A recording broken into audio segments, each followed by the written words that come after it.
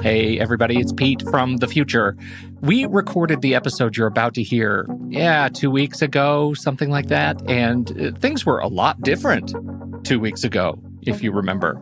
And so it may sound like we're speaking as if we have no idea what's going on in the world. I assure you, we do. Here's the thing.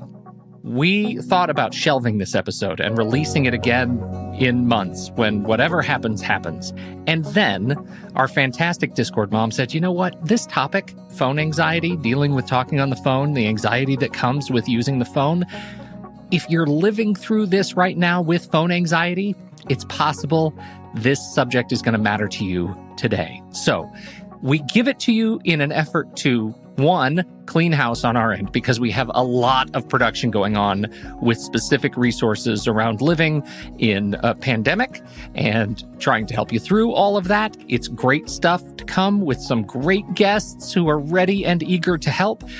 Also because we just think this is a great episode and we hope that you get something out of it, even though it does sound like we're talking to you from another planet. So with all that said, here it is, dealing with phone anxiety. Stay safe, everybody, and don't forget to wash those thumbs.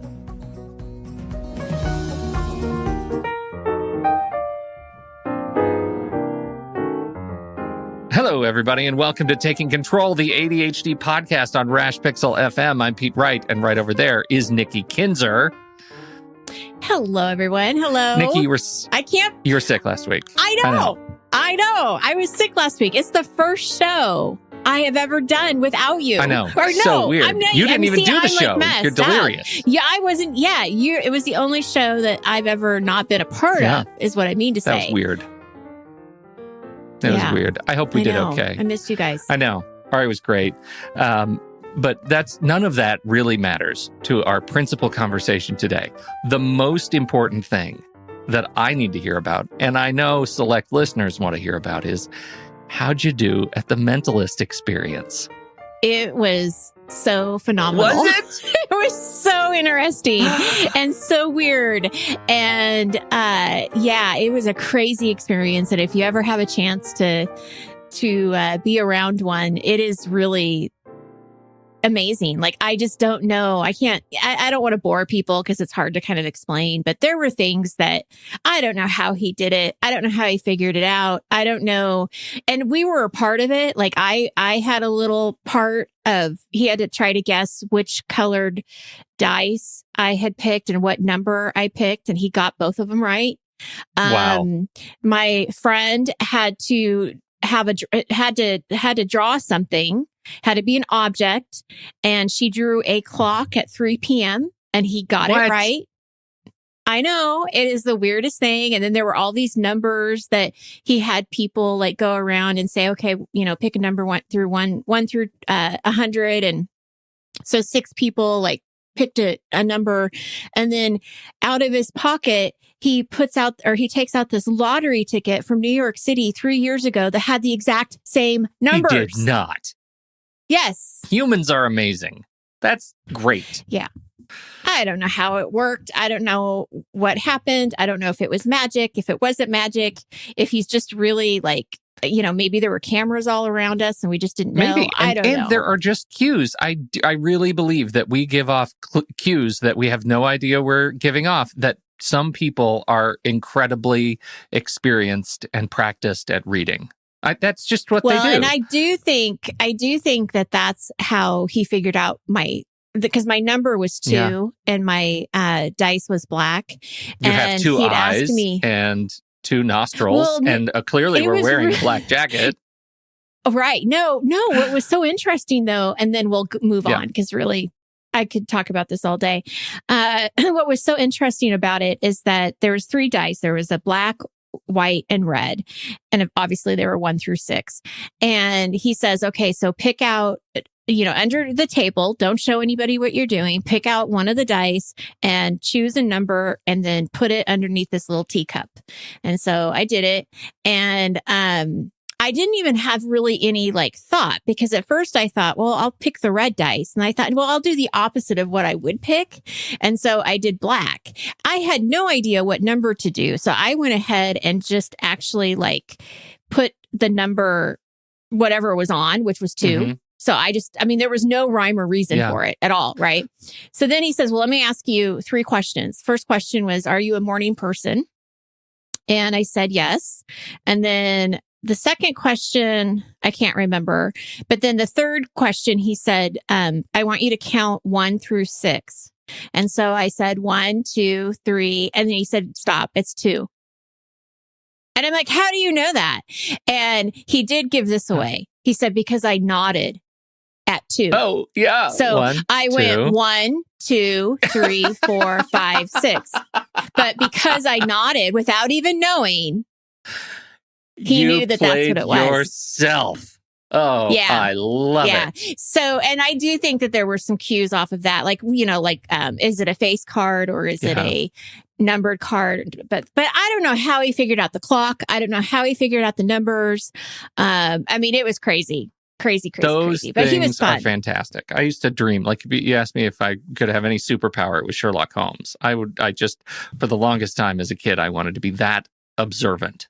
And I think that's just mystery. Anyway, we are talking about some really fun stuff today. Really fun if you like phones.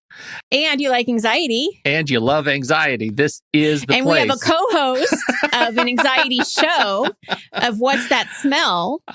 Pete If you've ever asked, what is that smell? I'm the guy. Okay, we're talking about phone call anxiety today, Nikki, and ADHD. Yes. Where did this come from? Well, first of all, it came from our lovely assistant, Melissa. She gave us some topic ideas, so I'm not going to take a whole lot of credit for it. She came up with some ideas around communication because the next few weeks we want to, really kind of focus in on communication and ADHD, and this was one of the very first topics that she brought up, and I thought, wow, what a great topic, because I know with just the clients I work with that phone calls drive up a lot of anxiety. And there's a lot of voicemails out there that aren't getting answered. Or returned, I should say. Right. And so it's a really interesting topic. And I think a lot of people actually relate to it. So let's talk about it. Yeah, let's talk about it. And so, because we're talking about it as both an ADHD thing and an anxiety, I figure let's unpack a little bit of the anxiety stuff first. Right.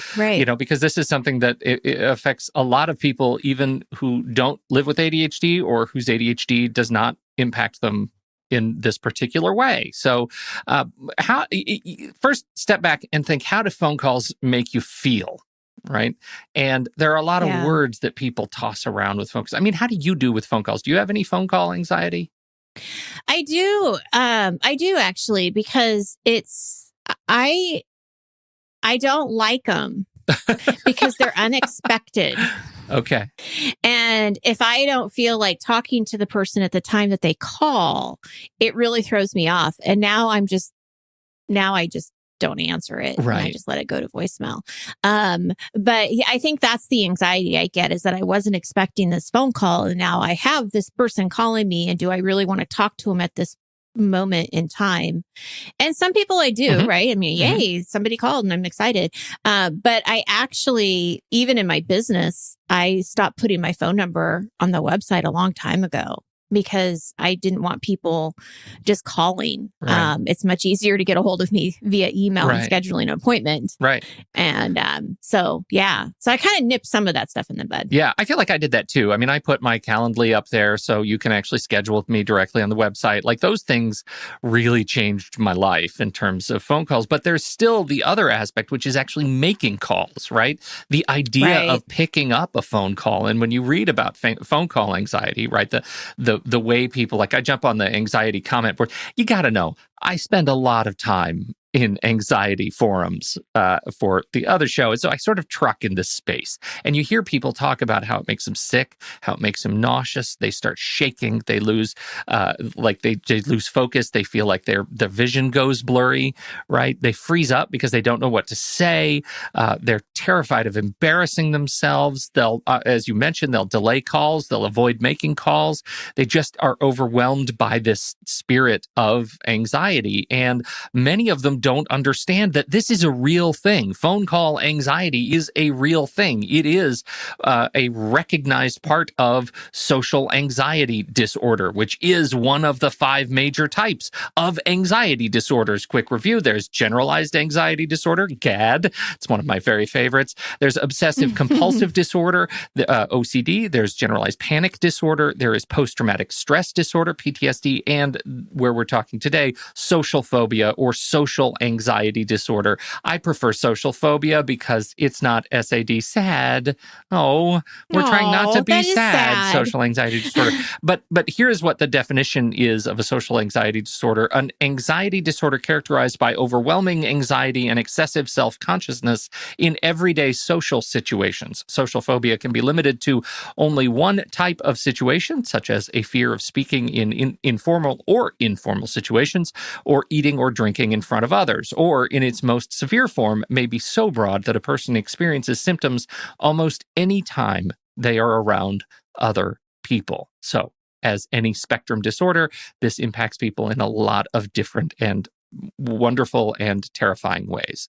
Right. So, we address this first because we recognize that you're not alone in experiencing this thing. It is real and recognized because there is an army out there of people who don't appreciate the phone very much, right?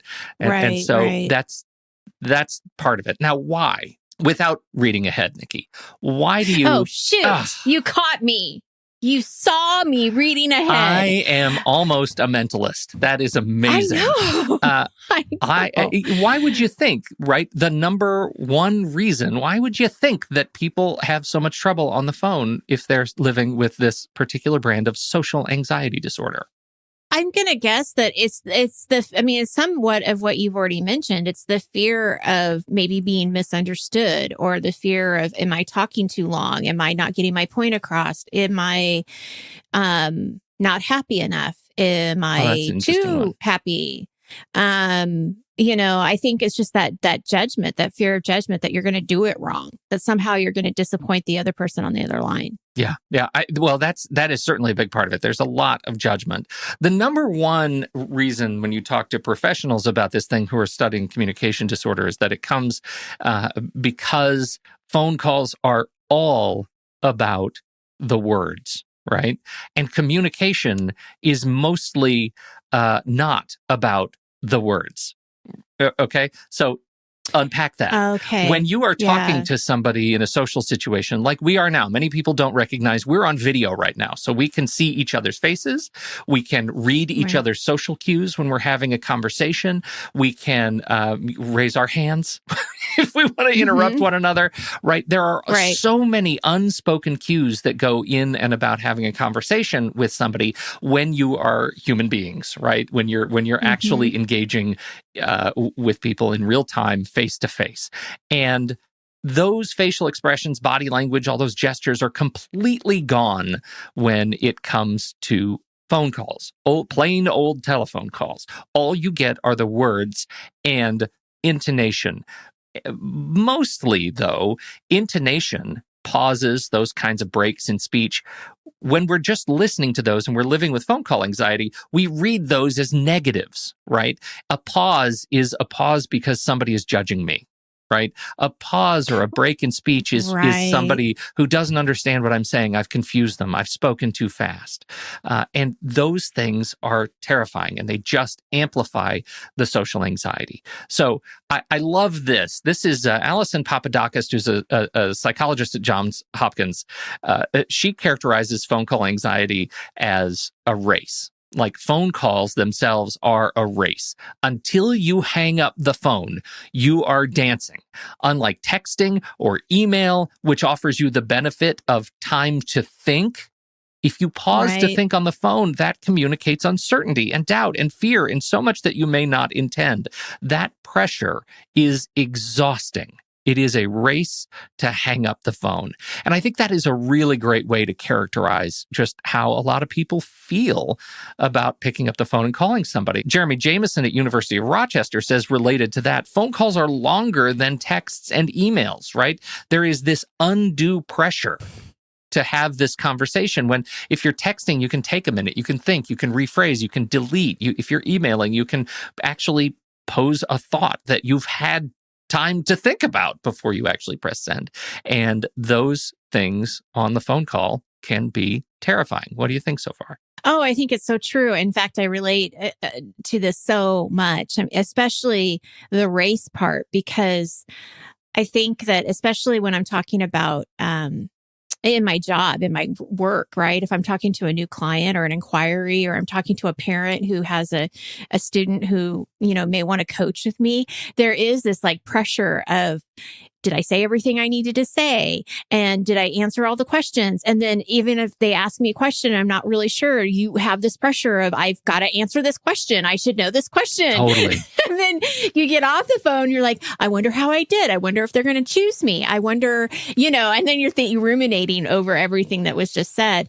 And the other thing that I really relate to is that, I think what I was trying to talk about earlier is, when you get an unexpected phone call and you're not really ready to talk to that person, or you don't really want to talk to that person at that time, it does give you that pressure of, I have to put them to voicemail. And then there's this little guilt that you're putting them to voicemail because it's not on your time frame. And then I feel guilty about that. Right.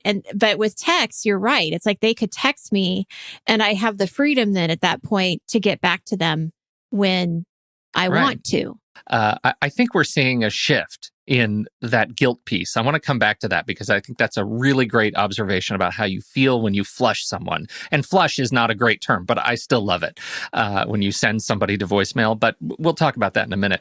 I do want to come back around to this judgment piece because Jeremy Jameson at University of Rochester, I mentioned earlier, he had this to say about judgment and the social contract, right? All of our survival as humans depends on other people. We are very social creatures. So anytime we put ourselves out there to be evaluated, that produces a lot of stress for us. It's kind of the same thing as public speaking or going into a job interview or other sorts of experiences that tap into this evaluation process. People perceive that they might not be able to perform well in those situations. And phone calls are improvisational opportunities for self-judgment, right? And we are not all trained improvisers. And that gives us way too much time to reflect on how bad we are at opening our mouths when we don't have time to actually think about it. Yeah. And his observation is that the stakes are actually even higher when you have a closer relationship with the person you're calling, because now you're thinking not what you would expect, right? Not that, I'm just talking to Nikki on the phone and she understands me and we've known each other forever and we're dear friends. And of course, if I screw up on the phone, she's going to understand, which is the reality. Right. At least I hope it is. It is. But what I'm thinking in my lizard brain is, oh my God, I've known Nikki for a long time. And we have this deep relationship, having worked together for so long. And if I screw up on the phone, I might damage that. Right? Yeah. You are actually... You go to the catastrophizing. Catastrophizing. Yeah, exactly. Thank you. Right. Yeah. Catastrophic thinking is always in the back pocket of those living with anxiety. Never, I mean, we talk about it on every single episode of What's That Smell. It is the way our brains work. It's just the planet out around which we orbit is being able to magnetically find the center, the beating heart of the catastrophe that's always at hand. Yes. So worst case scenario. Right. And so that inexperience is something we have to acknowledge. That inexperience, you just don't pick up the phone that often, right? Especially now, how much do we love saying, "Oh, kids today," right? Oh, those. Yeah, we had that home phone. We had that. Oh gosh, when I used to carry around with a 45-foot stretched out cable around the thing. Yes, around the corner. Yeah. Well, we had more practice picking up the phone. It was part of our cultural identity. We learned to make calls earlier.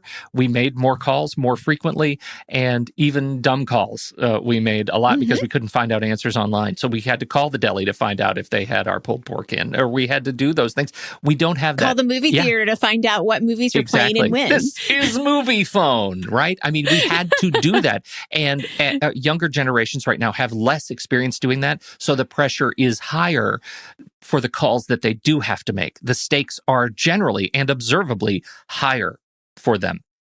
That's a good point. So these are all things related to the phone call anxiety part. Are we doing okay so far? As I'm spouting all this stuff out at you. All right. So let's talk then about ADHD and calling. I have a hunch that ADHD exacerbates existing phone anxiety.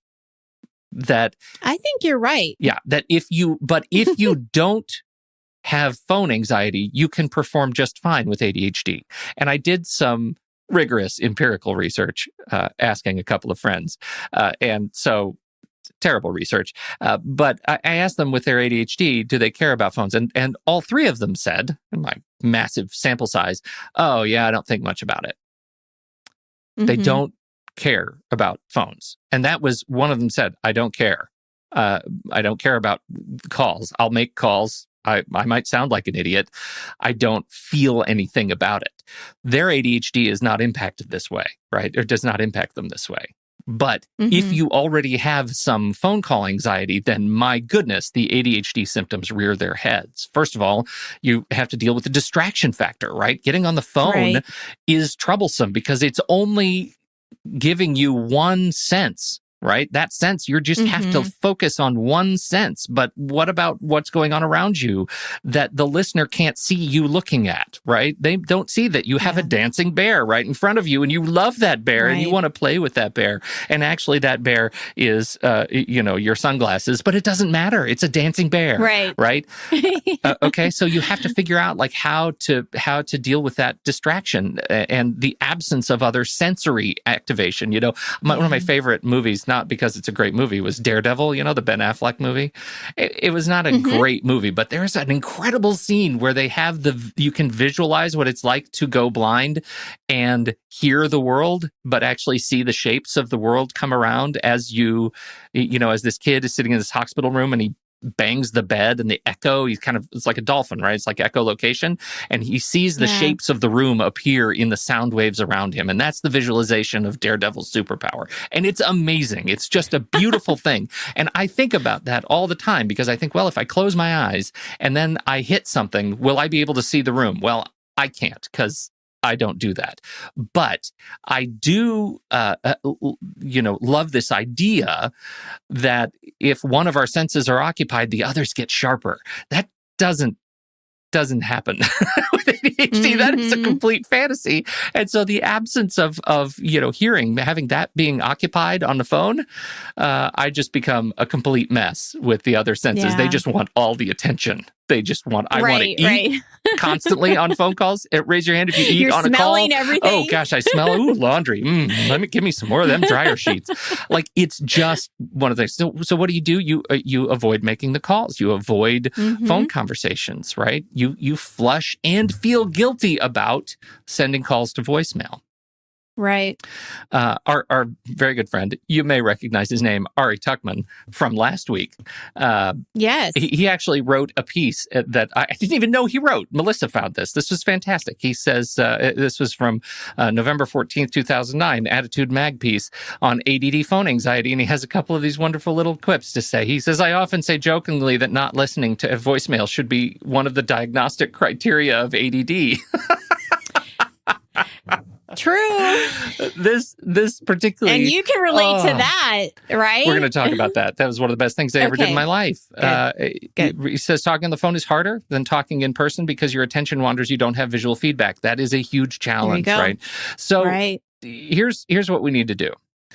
We need to do some cognitive restructuring. We're going to replace negative thoughts with our positive thoughts. That's what we're doing when we're doing this cognitive restructuring. So you're thinking about, like you brought up, being bothered, right? And that you send the calls to voicemail. Well, if my anxiety in calling you is, oh my gosh, and now you've totally planted it in my head that when I call Nikki, I'm going to bother her, right? Then I have to find a way to reframe that. Otherwise, the negative will stick. And so I might reframe that saying to myself, you know what? If she's really too busy to talk to me, why would she answer the phone?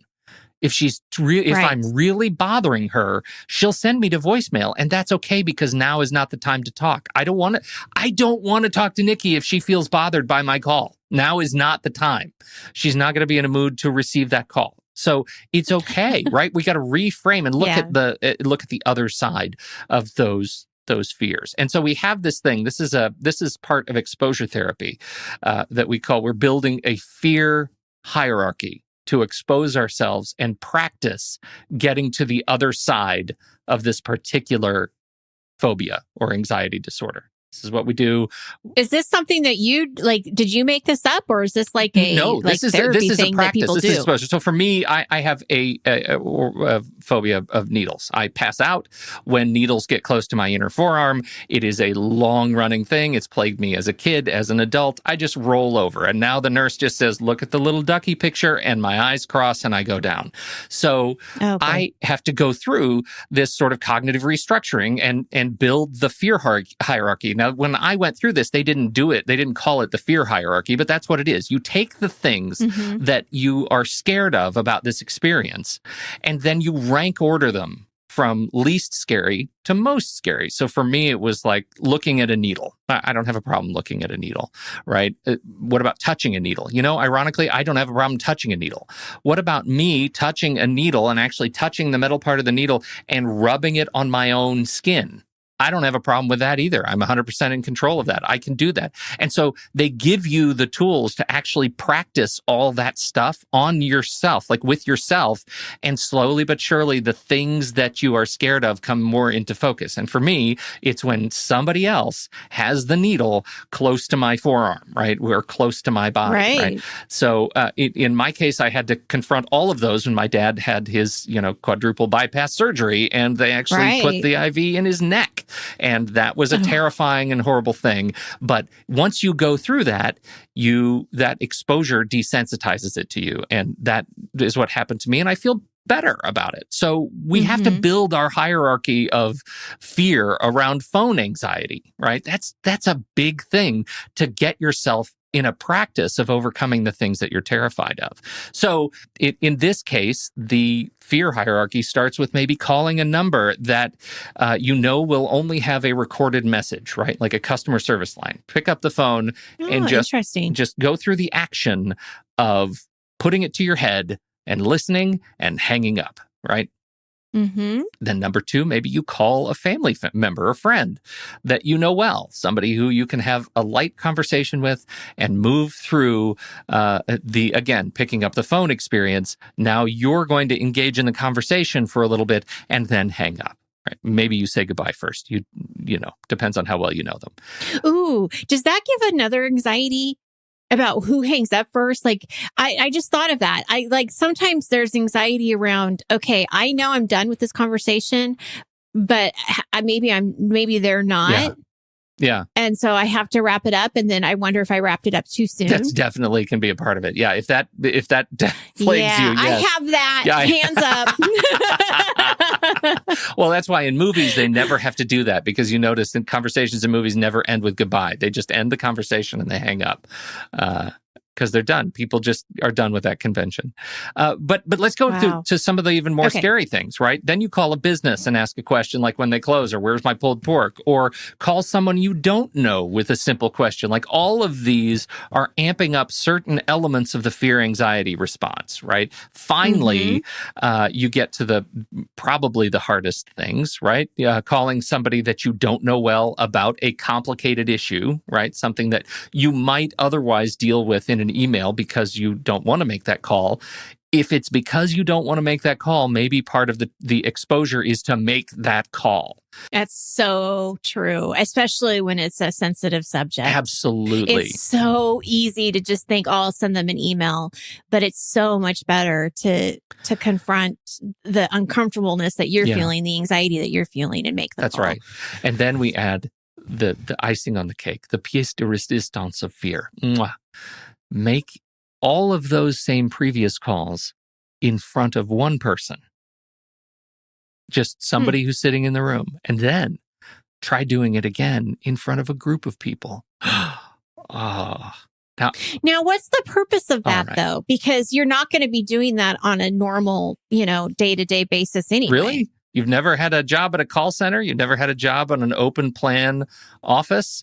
This is the context of these phones, because the people who are the people who are feeling that anxiety, they don't like using the phone at work at all, because people are around there constantly half listening to half the conversation, right? That's when that anxiety rears its head the most. And arguably, it's most important that you get over that, because a lot of places that require you to be making calls or engaging with the phone, they're doing it probably in some cockamamie open plan office, and it's just bad. Right. Or the worst, you have a small office. My first job, it was a small office. We all had half stupid cubicles, right? So you didn't even have the illusion. Mm-hmm. You had the half illusion. So you could see everybody's heads, you could hear everything, but you had this stupid half wall that was just like, we thought about putting cubicles, and then we thought, no, we hate you.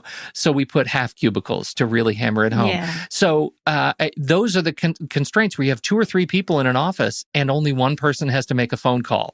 Who's going to pick up the phone and make that phone call? Can you imagine the anxiety that comes around that? It's terrible. So you've got to get to the other side of that piece, and learning how to make it a performative experience, something that you just recognize, I have to get to the other side of this.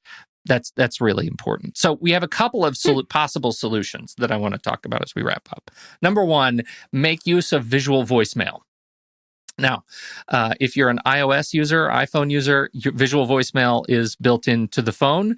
And so you should be able to look at your voicemail messages and see a transcription of your voicemail. For Android, I don't believe it comes stock on Android, but most of the phone carriers do offer some sort of basic visual voicemail built in that Android will plug into. That's my understanding. If you don't have that, check out Google Voice. It is super easy to get that set up. It's there's a little bit of a downside there. You have to set up a new phone number, but don't worry about that. You don't actually need to receive calls on that phone number. You just need to go through the process of setting it all up, and it's free and it's available for everybody. Actually, iOS users can use that too. I have a Google Voice number. It's pretty standalone. And the transcription, Google's transcription is great. They've been doing it the longest. They actually acquired a company. It used to be called Grand Central. It's been around forever doing exactly this kind of thing, transcribing voicemail. I find sometimes my iOS transcriptions are not great, where the Google Voice transcriptions are great. We'll put a link to some other really great services, but those are the basic ones. They're free. Generally, they're closest to you. So super useful there. I think headphones are important, but I didn't have any real success in fighting my personal ADHD focus issues with my headset. I used to have a Jabra kind of one ear thing that hung out like a dummy, right? Hangs off your head. That was okay. But for me, the real, I don't know, the sun came out when I got my Bluetooth headset that actually covers both ears and lets me make those phone calls, right? Like when the iPhone first came out, or with the cable, and I could make calls and cover both ears, so I'm hearing the call in my head completely. That made a huge difference. So this is, personal use. Consider, if you're using one earpiece, using 2 earpieces to fight the distraction piece of the ADHD part in your head. It makes a huge difference. And video. This might be a little bit counterintuitive, but if you are not using video calls with people who are able to use video calls with you, consider doing that, because you are now engaging more senses.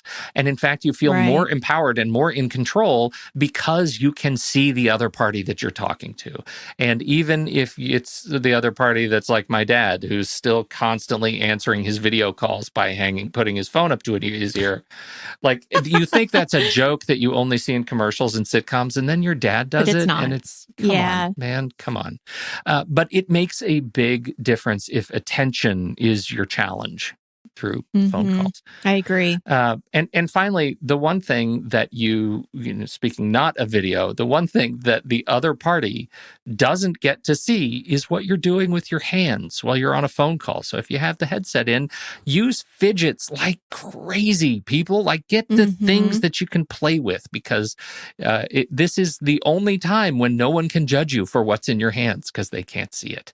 So right there you go. What do you think? Right. How'd we do? That's what I got. I think it's great. I would add one thing, and because we talked about this when we were talking about doing phone interviews, Sure. When we were talking about interviewing, I had a client in one of my group sessions who said that they were doing a phone interview and actually used the advice of bullet pointing, like what he wanted to make sure he talked about. And he said that was a huge help for him. And so that's the only thing I would add to this, is that if you can and it makes sense, have something in front of you. No, absolutely. Especially if you're going through the fear hierarchy and you want to explore like the things that you're scared of and you're preparing for a complex phone call, definitely write down some points you want to talk about, right? And we maybe don't talk about it enough on this show because we're sort of having a call, right? We're doing, as we record this thing. Oh, I can't think about it too much, because if I do, then I would probably go into, I would probably go into a panic, and then I don't know if we would ever have the show again. And so I just don't go there. Well, we've managed to shift the context a little bit, but we don't come into this blind. We've done research. Like, I spent the morning researching this topic to make sure I had my thoughts in order and putting them in order in a Google Doc we are working on. Like, we come into this prepared. And this is, if you all of these things, like, you have the opportunity to take back control and give yourself a measure of confidence by doing what you need to do to prepare and not feel like everything you do on the phone is an improvisational exercise. It doesn't have to be. Great point. There you go. This is great. Thank you, Well, Pete. I hope it's helpful for somebody out there. And relax, pick up the phone, give us a call. We don't have a number published. Don't call us. Don't worry about it. The last thing I did mention that we were going to come back to is that guilt factor. And I do want to talk about that. And I think that's, again, I think the tides are changing around how we feel about sending calls to voicemail and the acceptance of texts and emails as an alternative to making those calls. I think it's okay to let yourself go about that, to let go those feelings of guilt. It's now been years that I changed my incoming voicemail on my phone to, that's right, I love you, don't leave a message. I will not check it. I will never check it. And at that point, I stopped letting people down because I set expectations for my relationship with voicemail. I have a terrible one. Please text or email. And you know what? They did. And I don't. And it's so true. And it works, because if I call you and I get your voicemail, then I don't ever leave a message. I just hang up and then I'll text you. And the only reason I would be calling you is if I actually really do need to talk to you, like, soon. Well, and that social contract is really important, because I know if you call me, it's probably important, right? That I should either, if you miss me, I'll call you right back, or because I'm driving or something, or make sure I check my text immediately because you're about to text me. Like, it's a social contract. Like, you figure it out. It is, really, totally, yeah. That's really, really, really all we have to talk about this week. Thank you, everybody, for downloading and listening to this show. On behalf of Nikki Kinzer, I'm Pete Wright. I'll catch you next time right here on Taking Control, the ADHD podcast.